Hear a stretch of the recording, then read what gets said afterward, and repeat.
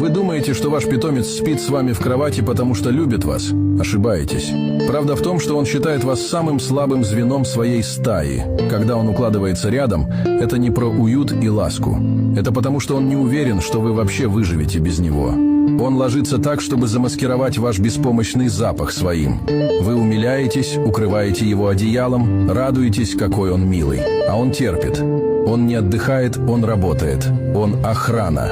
Сигнализация, спасатель. В его глазах вы не лидер и не хозяин. Вы – огромный беспомощный детеныш, с которым вечно проблемы.